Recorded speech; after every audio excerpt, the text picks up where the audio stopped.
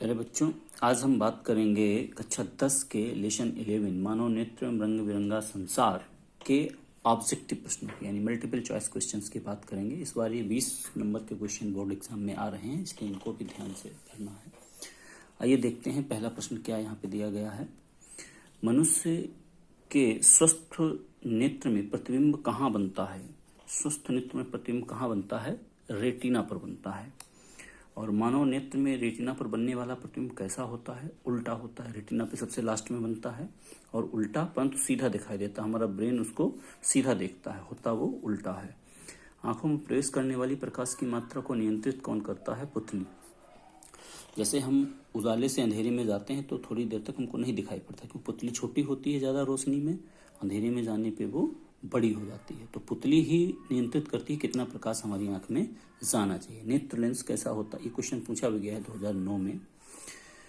नेत्र लेंस कैसा होता है? अभिसारी। अभिसारी का मतलब होता है उत्तल लेंस, यानी कि उत्तल जो होता है उसी को हम अभिसारी कहते हैं। उत्तल लेंस जैसा होता है। स्वस्थ नेत्र के लिए दूर बिंदु कहाँ होता है?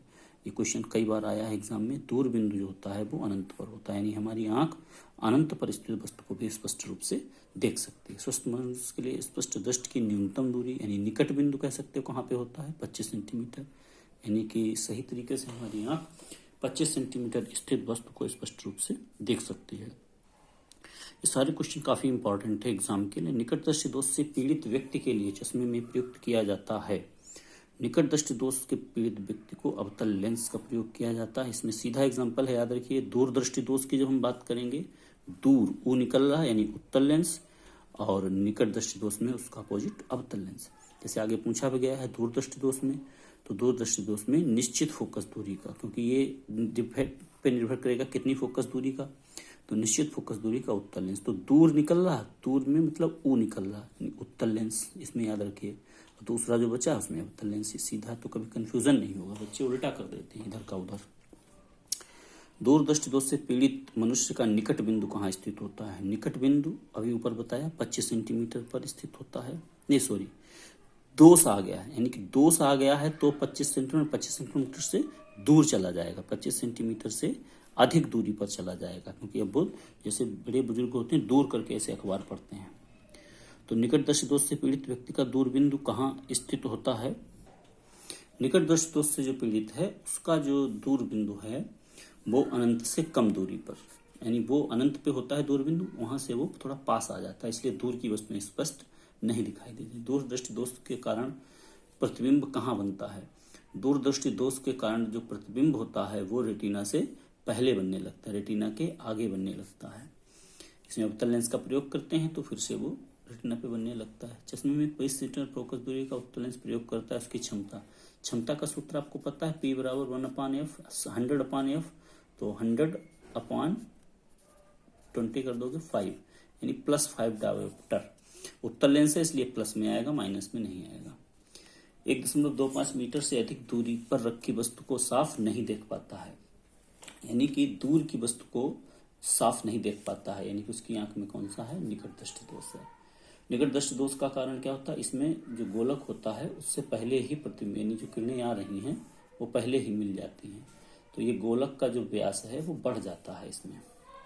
नेत्र की निकट एवं दूर की वस्तुओं को फोकस करने की क्षमता, यानी हमारा आंख में ऐसी क्षमता है वो पास को भी देख सकती है और दूर की वस्तुओं को स्पष्ट रूप से, ये क्षमता कहलाती है समंजन क्षमता।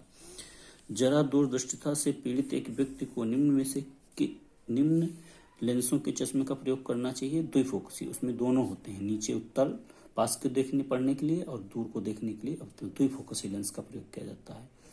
एक व्यक्ति 100 सेंटीमीटर कम दूरी पर यानी पास की वस्तुओं को नहीं देख पा रहा है, यानी उसकी आंख में कौन सा दोष है? दूरदृष्टि दोष है। जब श्वेत प्रकाश की किरण कांच से बने किसी प्रिज्म से गुजरती है तो किस रंग की किरण के लिए सबसे अधिक विचलन होता है? इंपॉर्टेंट है, कई बार पूछा गया एग्जाम में। विचलन जो होता है सबसे पहले, जैसे ही हमारा प्रिज्म है, कोई किरण आती है तो जो विचलन होगा वो सबसे ऊपर होता है रेड और सबसे नीचे होता है बैंगनी, तो बैंगनी का विचलन सबसे अधिक होता है। जब श्वेत प्रकाश कांच के प्रिज्म से गुजरता है तो न्यूनतम विचलन किसका होगा? लाल का भी होता है। सबसे ऊपर रेड यानी रेड होता है, सबसे कम विचलन उसका, और नीचे बैंगनी यानी बैंगनी का विचलन सबसे अधिक होता है। श्वेत प्रकाश के 7 रंगों में किसकी आवृत्ति अधिकतम होती है? आवृत्ति जो होता है वो उसकी तरंग दैर्ध्य के इन्वर्सली प्रोपोर्शनल होती है। तरंग दैर्ध्य सबसे कम बैंगनी की है, इसलिए उसकी आवृत्ति सबसे अधिक होगी। V बराबर n लैम्डा से हम इसको देख सकते हैं। श्वेत प्रकाश के वर्ण क्रम में प्राप्त रंगों का अंग्रेजी नाम में प्रथम अक्षर से बने निम्न संकेत द्वारा पर विव ग्वार, violet, indigo, blue, green, yellow, orange, red.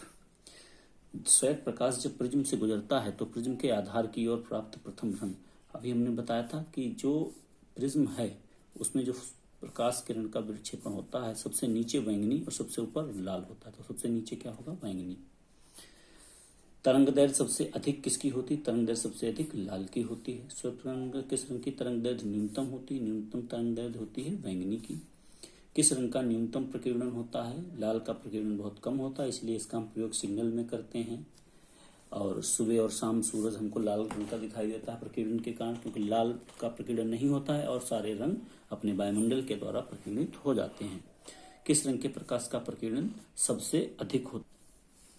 प्रकाश का प्रकीर्णन सबसे अधिक होता है, सबसे अधिक प्रकीर्णन बैंगनी का होता है। श्वेत प्रकाश के अपने अवयवी रंगों में विभाजित होने की घटना क्या कहलाती है? वर्ण विक्षेपण। श्वेत प्रकाश का अपने अवयवी रंगों में विभक्त हो जाना कहलाता है वर्ण विक्षेपण। इसको हम विव ग्वार, अभी ऊपर आया था, इससे हम याद रख सकते हैं वर्ण क्रम को।